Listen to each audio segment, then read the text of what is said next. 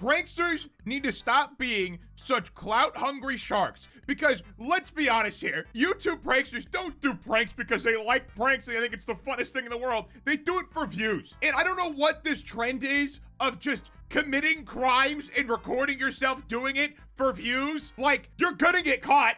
And you're gonna have nothing when you come back out. And when I say come back out, I mean of prison, because you're gonna go to prison. Like, you think you're gonna have a career waiting for you or something when you come back out from prison? No. Like, it's not like you're beloved for making quality content or something. Like, I don't know what these pranksters think is gonna happen, but it's like, dude, you're just filming yourself committing crimes, and no one likes it. Like, no one's sitting there like, oh man, I really wish I could be this guy. That'd be great, right? No one's doing that, dude. I don't know the thought process. I don't understand it. But without further ado, let's talk about the main prankster we're talking about. A Belgian YouTuber was arrested for throwing buckets of diverse substances, it literally says that in the article, onto passengers on a train. So, for some reason, this guy thought it was a good idea to mix a bunch of random stuff in a bucket, including dog poop, paint, and oil in some cases, and also beer. He really thought this was a good idea to film himself doing this. Now, this guy was arrested on charges of assault and battery, which honestly good. People should not be able to get away with this kind of degenerate behavior. Now, I'm not going to show any videos. I'm not going to link the channel. I'll show a few screenshots so you know this thing actually happened. Because I don't want to give this person any more attention than they already got, because their main goal, they stated, was to get likes. So, I'm not going to give that to them,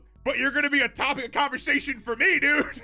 I think this person's just like a little sadistic, because I don't see the reason you do this besides, oh, I want views and I also hate people and want to see them suffer. And some of you guys might think I'm being a little hyperbolic. It's not like he was like actually assaulting people, running up to people and hitting them or something. But I don't know, man, if I was in this position and I got covered in random substances that smelled horrible on a train, I would be in fight or flight. That's not something you just ignore, okay? That is something that happens and you immediately freak out, rightfully so. And this has definitely been a trend. Thankfully, it's not that many people, but it has definitely been a trend. And I think TikTok and shorts and stuff is not helping. Like, Mizzy was a thing a while ago. That guy is no longer being talked about because guess what? His career died because his whole career was being a nuisance. Nobody likes a nuisance. If you don't remember Mizzy would just walk into random people's homes and also walk into places he knows he's not supposed to be. And somehow that Mizzy guy went to court and the judge was like, okay, you're not that bad. Here you go. You can go back out in the world. And then Mizzy immediately just did stuff again. I don't know how that occurs in a country, but UK law, I guess. Like, I could be wrong. This is not legal advice because I am not a lawyer. But from what I understand, in the US, if you violate a court order, you immediately go back to jail. You're going back to jail. You're gonna have a new court date, and they're gonna book you. That's from what I understand. I could be wrong. Any actual lawyers in the comments, feel free to correct me. But yeah, it is insane to me that Missy can go to court, get a court order, immediately violate it, and not get rearrested immediately. Insane. Oh yeah, then there was that one prank guy that got shot because he was doing a prank, and I don't even remember that dude's name. That's how successful that was. I made videos about that guy, and I mentioned his name, and I don't remember his name. I just know he did something stupid and got shot. That's all I know. Did he deserve to get shot for that in particular? No, the prank wasn't that bad. It wasn't getting shot worthy, but he probably should have seen it coming eventually. Like, if you're gonna go up to random people in the US, especially guys who look really shifty, like going up to people you definitely shouldn't be messing with, you should probably, be a little cautious and maybe assume they have a gun. It is the US after all. And like, not to say everyone in the US constantly carries a gun, that's just not true. But like, some people do. And the people that do are probably way more likely to use it. So maybe don't prank random people.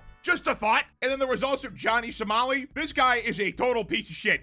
Basically, he went to Japan and he was just being pretty racist and just being an overall nuisance. And I don't know why you would do this in Japan. And of all places, even if you're the dumbest person alive, the dumbest person alive, you can look at their conviction rate and realize you're not going to win. Like, I'm not saying the Japanese legal system is, like, good. In my mind, if a country has a 99% conviction rate, something going on with the legal system is probably not good. I don't know the specifics. I haven't looked into it. This is just a thought. But if a country wears their 99% conviction rate as a badge of honor, there's little incentive to put a stain on that conviction rate by letting somebody go. So if you get arrested in Japan, there's a 99% chance you are going to be convicted. That may be a fine, or you get a fine and go to prison. Either way, not a fun time. So out of all the places to be a total nuisance, I don't know why you would pick Japan. And it's unfortunate too, because some of these people are actually pretty young. And I think out of everyone I've talked about, Mizzy is probably the least bad and probably just doing stupid things the kid would do. And people should be able to make mistakes, but it's like, dude, these aren't mistakes.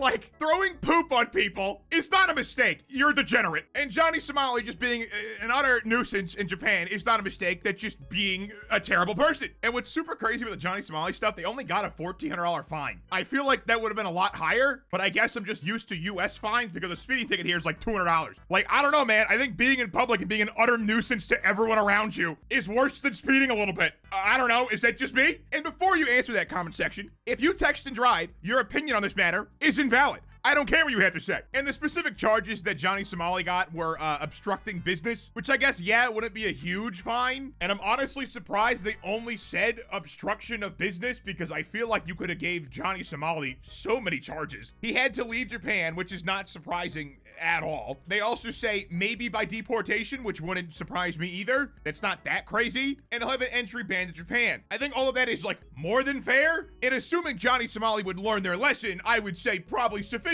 The problem is, it's not going to happen. And before they give Johnny Somali a guilty verdict, they held him for 23 days, which is actually the maximum they could hold somebody without formally charging them with a crime. Yeah, what's pretty crazy about Japan is they can just detain you for up to 48 hours without even telling you why. And then they don't have to give you formal charges until 23 days. Like, that's insane to me, but it's not my legal system. I'm not going to judge it too hard. If I ever visit Japan, I'll just be an upstanding American because the bar is so low, it is the easiest thing in the world. But anyways, the YouTube poop thrower is a degenerate. I am glad they got charges because that is insane to do to people. Like, the thought process of I'm gonna walk in this train and throw dog poop on people, record myself doing it, and no one will ever catch me. How fucking stupid are you? It's not like TikToks and shorts make any money either, dude. I know the stats. I talk to people who do TikTok. I do shorts myself. They don't make money. I don't understand it. You have to get like a bajillion views to make any money from short to TikTok. Like, it's good for growth, yeah. If you actually make real content that people want to watch, if you just make poop train pranks, no one's gonna watch your channel. And not even just that, you're gonna get removed from YouTube. They're not gonna leave you up. The same thing goes for like all these channels, by the way. Johnny Somali only maintained any popularity at all because Kick is the website that hosted him. YouTube would not have hosted those streams, and Twitch would not have hosted those streams, especially Twitch. Like the Missy pranks too, those were only popular because they were on TikTok. The YouTube moderation would have stepped in eventually and just shut down the entire account. Like, I don't know if you guys know this, but breaking the law is against TOS. Okay? You can't do it. Now, the TOS that says you can't break laws is respective to your country. So if there's something that's okay in your country and not okay in a different country, you're not going to be held to a different country's standards. But the point still stands, you have to follow the law. I would also assume that if you go out of the country and break the law there, it is also against TOS. Basically, from how I understand it, it is wherever you are currently at, don't break the law. So if you go to Canada,